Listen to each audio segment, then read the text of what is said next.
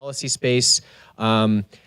It's really important that we acknowledge and recognize the impact that that they're doing, that they're having here at the state level, especially when it comes to issues dealing with climate change. So we came up with this prize, and I'm just going to read kind of the overview of it, and then I'm going to announce the prize winners and ask them to come back up on stage, and then we're going to have another round of conversation also with Natalie. So, okay, so the Wilkes Policy Prize for Climate Leadership recognizes exceptional leadership that demonstrates foresight and initiative and collaboration in addressing the complex challenges of the changing climate. So we made this people who are eligible for this prize are individuals, but they can also be business leaders, elected officials, policy administrators, or just engaged citizens who are advancing meaningful policy or community action to mitigate and adapt to climate impacts such as destructive wildfires, the shrinking Great Salt Lake, hotter summers, or persistent air pollution.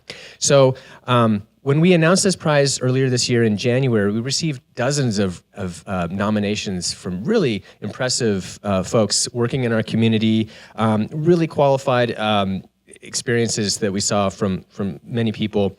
But ultimately, we did, after careful consideration, we narrowed this down to 2 winners of this policy prize. And so now I'm going to introduce them. So the first award is the Wilkes Distinguished Citation for Climate Policy. And this individual, once I've gotten to know him better, I'm always interested by how people's sort of backgrounds or family experiences or upbringing can shape who all of us are. But I learned that this winner, he grew up in Uinta County, Utah, and his father and even his grandfather were oil and gas men. And his father not only operated an oil and gas business, but his father was also a legislator in the state house, and even served in the Senate, and served as House Speaker for a time. But this individual chose a somewhat different career path. He dedicated his career to addressing air quality and climate issues for the state of Utah, and largely behind the scenes.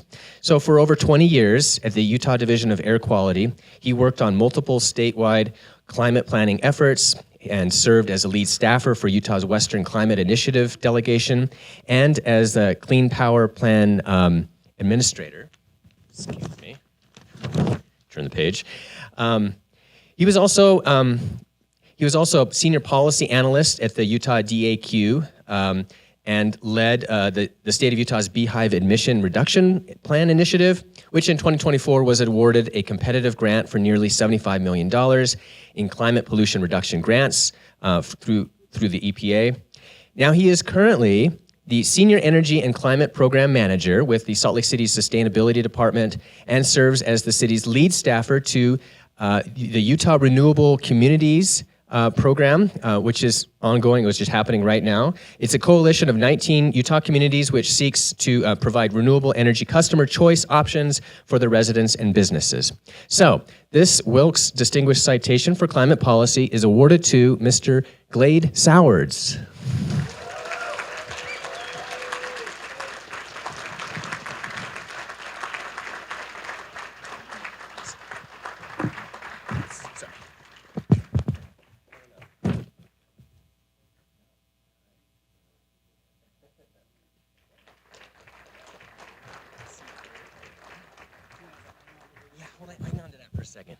Okay, all right. So as I mentioned, we have one more award winner, and I'm going to announce this person and then invite them up. Okay, so this next award is it's somewhat different. It is the Wilkes Policy Prize for Climate Leadership. So I was reflecting back when I first met this person, and when I was in my early 20s, I was kind of a fledgling radio reporter, and when you're a reporter or a journalist, when you're kind of curious about everything, you kind of sometimes go around and ask sort of uninformed, naive questions. just being really curious about it. And so I was at a street fair. I think it might have been the Avenue Street Fair, and I saw her tabling for something called the Utah Wind Power Campaign, and at that time I was like, what's wind power? That's interesting. So went and talked to her about it. She was very patient, but very inspiring, very and just very motivating and personable to talk to and to get to know about this issue. And it got me really interested in that topic, but then more broadly, clean energy and renewable energy more broadly. Shortly after that, she founded an organization, this is in the early 2000s, 2002, called Utah Clean Energy. And its mission was to accelerate clean, innovative solutions to cut pollution and bolster community resilience.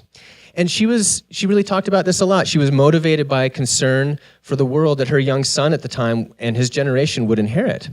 So under her leadership, Utah Clean Energy became one of Utah's most respected nonpartisan organizations whose staff were recognized experts in renewable energy, energy efficiency, energy storage, high-performance buildings, and clean transportation. And this year, she actually stepped down as CEO after 25 productive years, but she's left the organization in really good hands. And just a few other extra things that I want to mention, what made her so effective is that she was really good at forging strong partnerships with business, community, and policy leaders.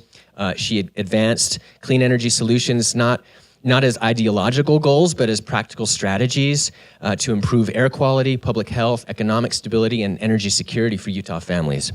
And among her many accomplishments was her consensus-building leadership to create the Utah Climate and Clean Air Compact that was launched in 2021. It included nearly 200 businesses, faith, and government signatories that were united behind climate solutions. So, therefore, this policy prize for climate leadership is awarded to Miss Sarah Wright.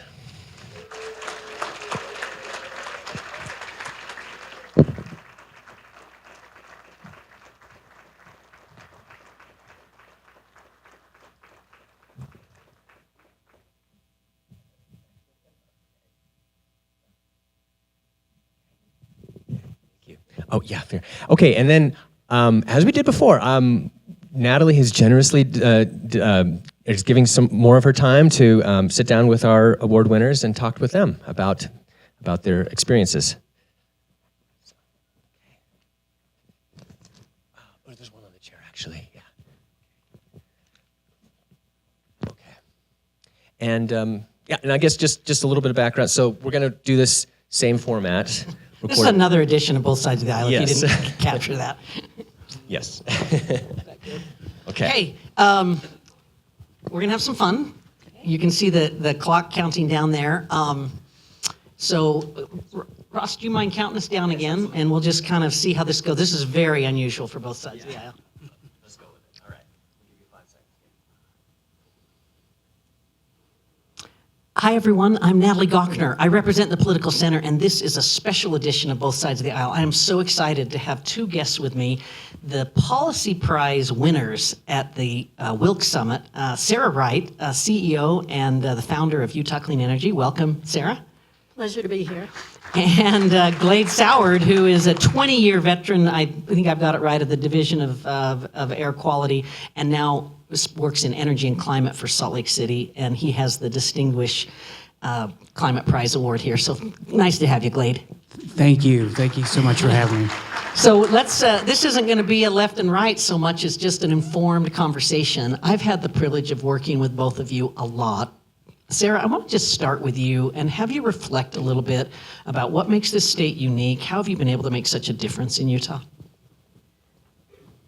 What makes us unique is that you can make things happen. There's really 1 degree of separation from leaders making decisions, but I think this is not just Utah, but we all have more in common than we think. Yeah. We all care about our families, our communities, our kids, and who doesn't want clean air and a stable climate? And those are the things that when you can communicate, as you spoke about this morning, as we can have those conversations to really drive solutions and meet people where they are. Yeah, I love this 1 degree of separation.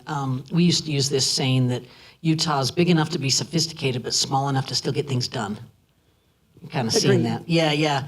Glade, how about from your observations? What makes Utah, what differentiates us? I think it's this spirit that you can be solution driven. I mean, it is a conservative state. There's no denying that. But I've just seen time and time again, people look at the facts, look at the goal we're striving for, and find ways to move forward. Yeah, and you would see Utah's quite data-driven, I'm guessing, from what you said there. Yeah. Yes. So I've had the privilege of working with you on data, and you know this as well, Sarah, but Glade is a data expert and has been able to pull together a history of air quality, indicators and the like for our state that's done in a way that really helps decision makers. I think this is one of the reasons you got this award. Yeah, thanks. I love data. My first job at the energy office was actually compiling the paper statistical abstracts for the state, which sounds pretty dry. Hardbound is another way to say that. Right. It's a dry thing, but you start to learn a lot just by looking at the numbers, and I think you can tell stories with the numbers. Sarah, you've also distinguished yourself by being able to penetrate the decision hierarchy of the state. You've done that a lot through some partnerships with business leaders. I wanted you to just comment on the business sector in this state, and then I'll have a follow-up, at least a perspective from my point of view. Well, I can speak to the Climate and Clean Air Compact, which was our most recent work that we actually worked with you, Natalie, on in the beginning. But I think that it gets back to that these business leaders see these solutions as economic, as in the best interest of our communities. And they are willing, many of our business leaders in Utah are willing to use their voice.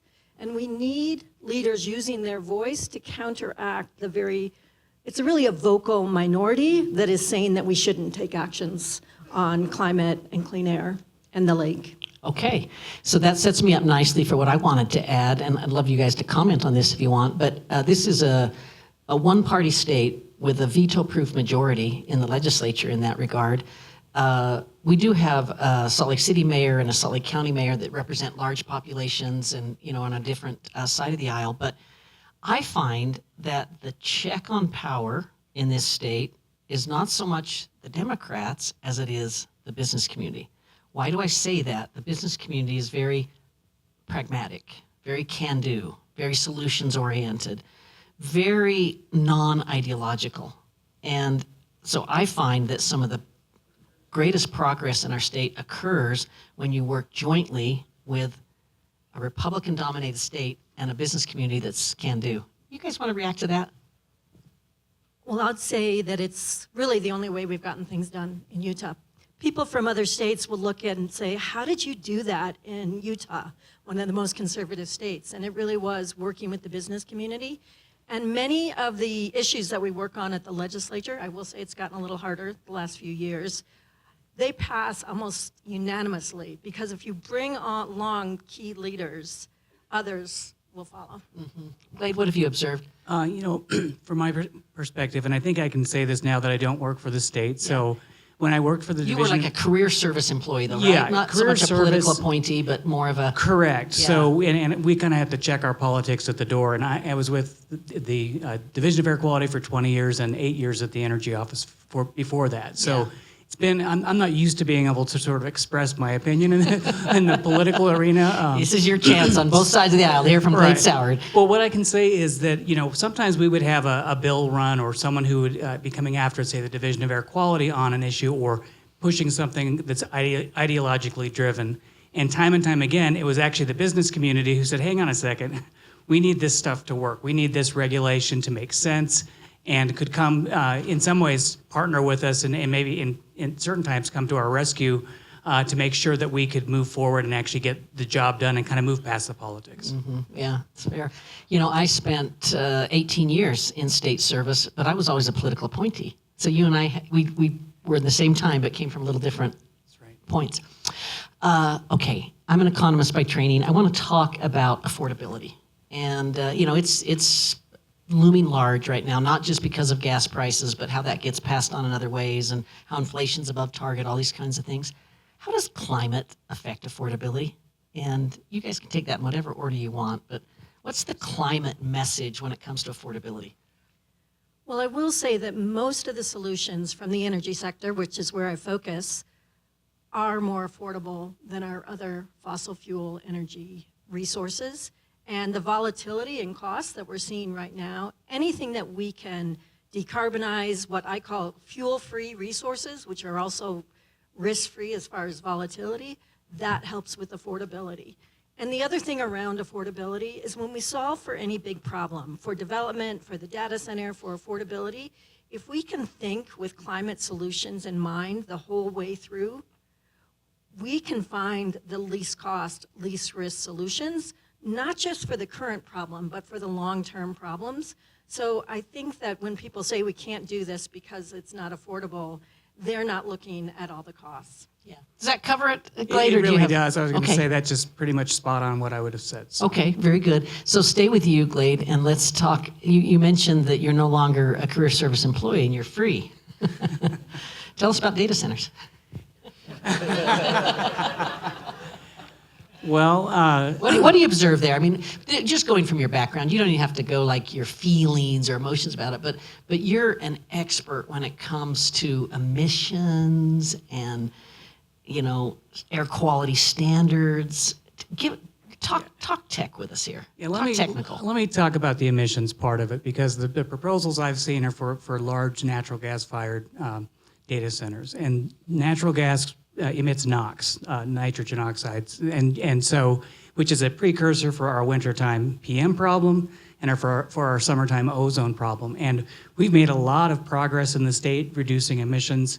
We've had Tier 3 vehicles and fuels from the federal side of things to help us get all these reductions happening. And then are we going to turn around and trade that back? We've asked folks just to do the smallest things, change their thermostat, or buy an electric lawnmower to help us reduce emissions. And now we have this opportunity to go forward with clean resources for whatever needs, whether it's data centers or homes and businesses. And we're going to trade that back. If I was a person spending $100 a year for my pickup truck that runs on diesel to have diesel exhaust fluid for nitrogen oxide controls, I would be a little upset, I think, that I had been contributing to this. And so I think these are real concerns. I understand the need for economic development, but there are trade-offs, and folks have we've all kind of contributed to try to make our air quality better, and I just want to make sure we don't take a step back. Mm-hmm. Yeah. Could I chime in there Yeah, as well? please. So I think that You're really independent at this point. Yeah, I'm completely independent. This is Friday's my last day. So the thing I would say is we have developers in other places of the state. One that I know well in Eagle Mountain, they have been working on trying to work with big data center scalers, solar storage, and a little bit of natural gas to make sure that they have power the whole time. But they have hit hurdle after hurdle after hurdle. But then at the same time, we have this other project that's just trying to be sort of rammed through. And I think this is a chance for us to really say, okay, we want data centers. I think we're 6th or 7th based on your state already. Mm-hmm. We are taking our fair share. How can we do that with the least impact on our airshed, on climate, on water? Yeah. How you do it matters. How you do it matters, and thoughtful progression matters. Mm-hmm. Yeah. Okay. Okay. I want to give you some hypotheticals. I know that's not fun, but let's do a couple. One is, and Sarah, let's stay with you and let you do it first. I wanted you to make you get 45 minutes with a senior group of legislators in this state, and you make the pitch on why climate matters, why climate policy matters. How do you do that in like 45 seconds? That's sometimes about what you get. Yeah. The first thing I would do is I would bring in partners that they already know and will listen to. So who is the messenger makes a big difference. This is a good communications point. And then I would relate it to things that they care about, to their kids. And in the 45 seconds, you'll also have to answer some of the big concerns or the big questions they have. But I would be set up to have that come afterwards so that they could, move forward. 45 seconds isn't very much, but also to show that the solutions make sense now. They're here, they're available, they're economic, and, it's going to propel us. This is why you've been so successful in your role, is that you've been able to navigate with those kinds of principles.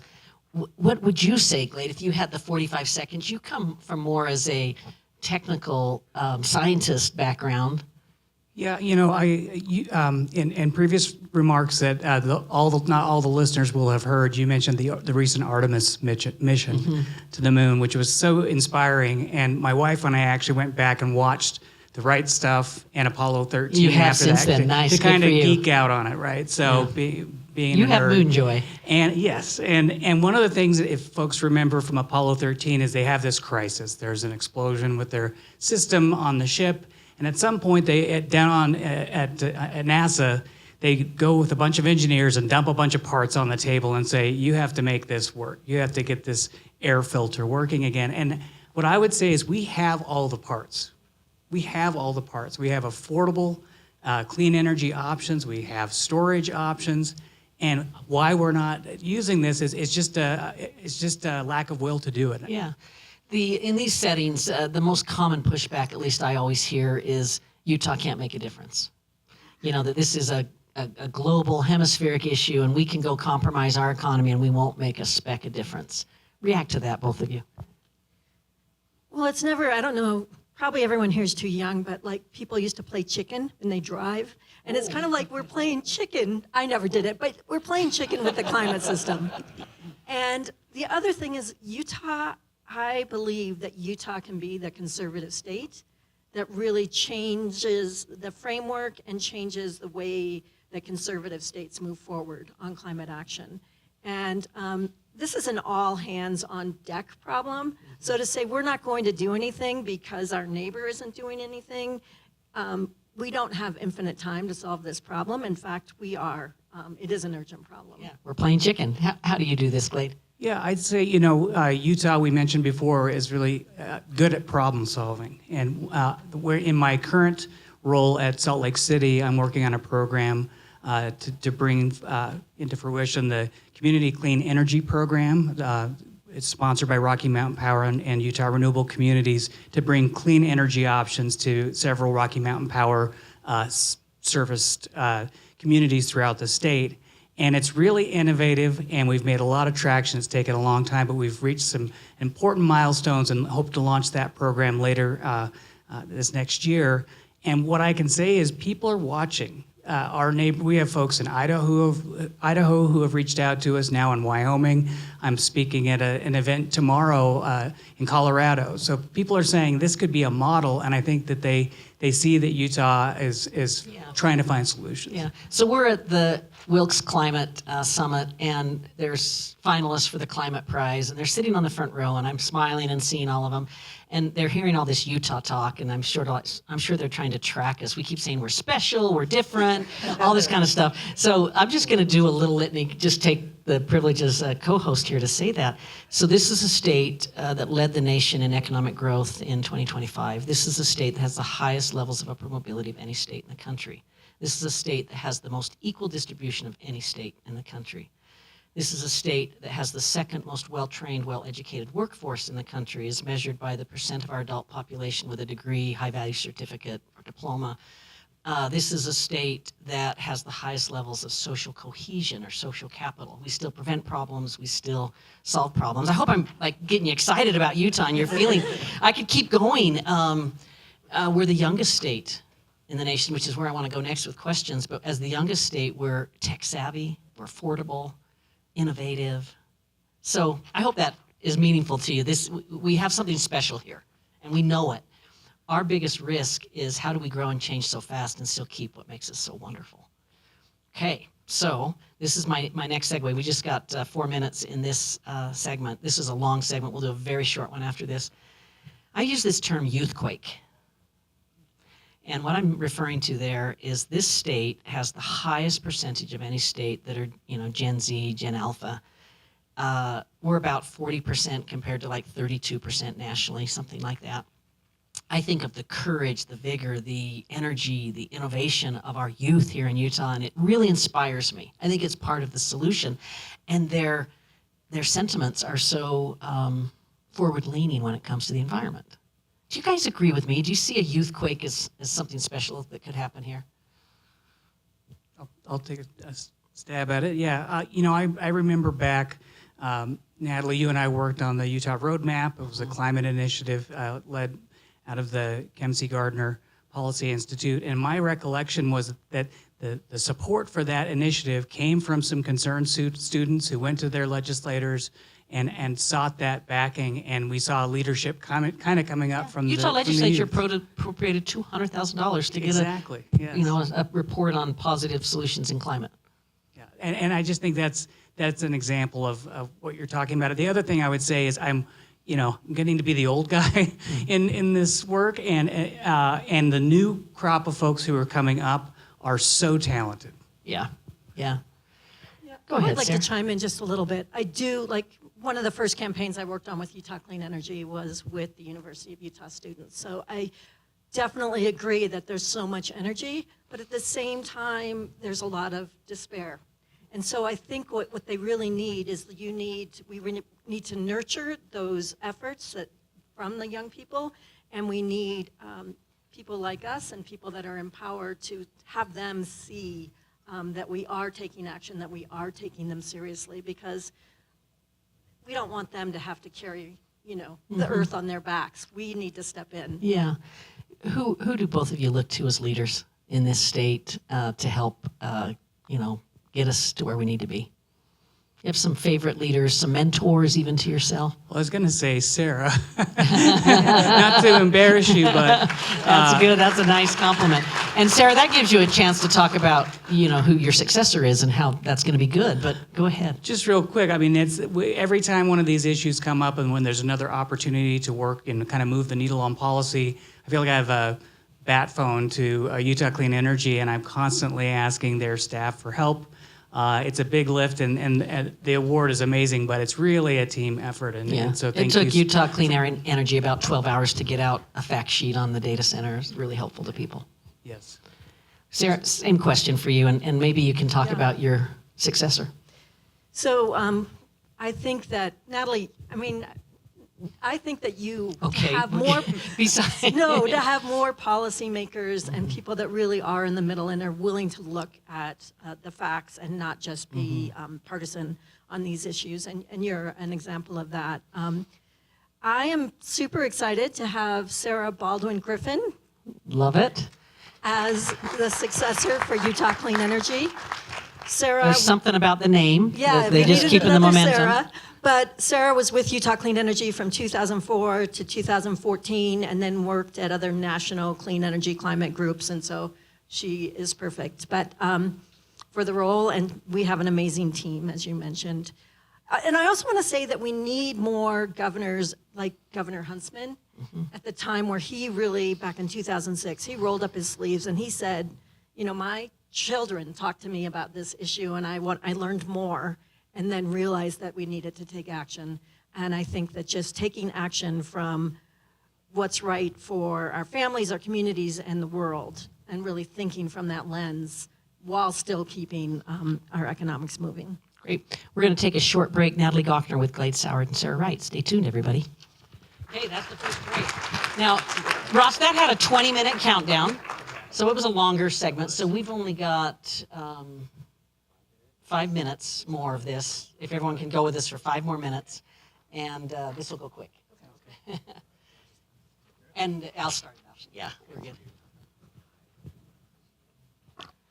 Hi, everyone. This is Both Sides of the Aisle. We are live at the Wilkes Climate Summit. I'm Natalie Gochnour in the Political Center, and I have Glade Sowards, who's a new recipient of a distinguished honor from a Climate Policy Award from the Wilkes Center, and Sarah Wright, who's the Policy Prize Climate Leadership Award. Welcome to both of you.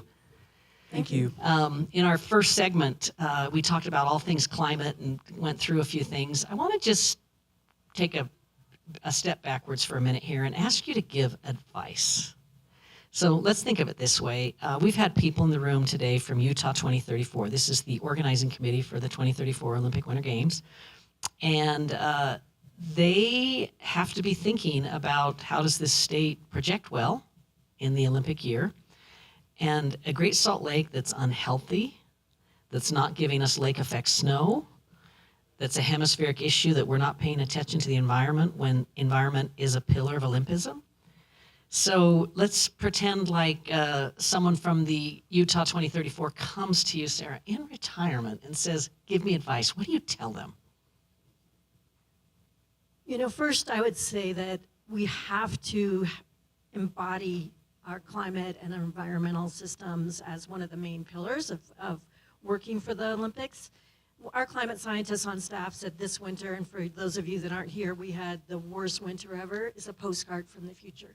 There was very little snow, and so we need to start leading in climate solutions and planning from that place. It's really about, this is where we want to be, and what are the steps that we need to take to get there, and how can we share that message with the world so that they can follow and see this tiny little Utah is making changes that reduce their emissions to create a more stable climate for the rest of the world. Yeah, very good. So basically, Utah needs to lead. For our out-of-state and out-of-country visitors, when Sarah represents our former governor, Governor Huntsman, this is the guy that was the ambassador to China under President Obama and the ambassador to Russia under President Trump. And I'm sharing that with you just to show you how unique this state is, that a former governor is that prominent to these two ambassadorships, but also gets those appointments from presidents from two different parties. Very interesting place this Utah is. Okay, Glade, your advice. Just briefly, I think this is such an opportunity to be bold and visionary and to lead out and set an example. And there are other places that have innovated here and there that we can draw from. But I think that this isn't the time for half measures when it comes to this very unique opportunity. Yeah, I love that. Okay, last question. We just have just under 2 minutes left.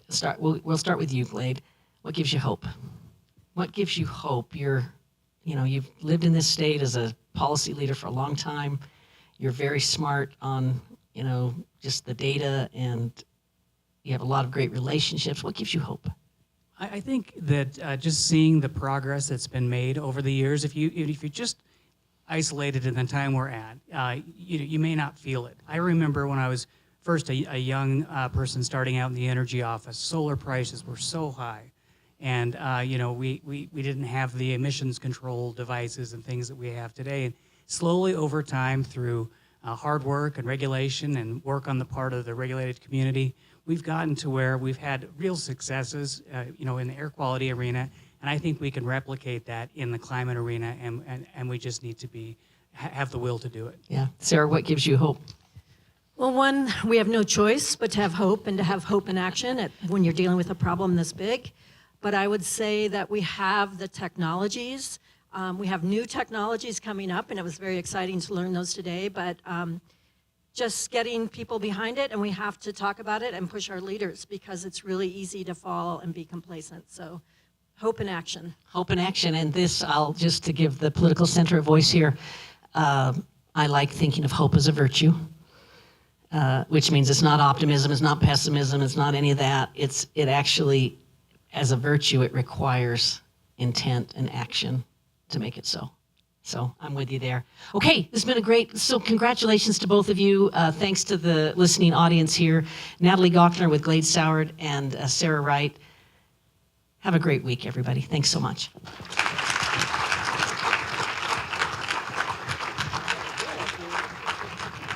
Okay, awesome. What do you think? Was that okay, everyone? Yeah. I think this Fantastic. airs in like 2 weeks, but it's an evergreen program. So. No, wonderful.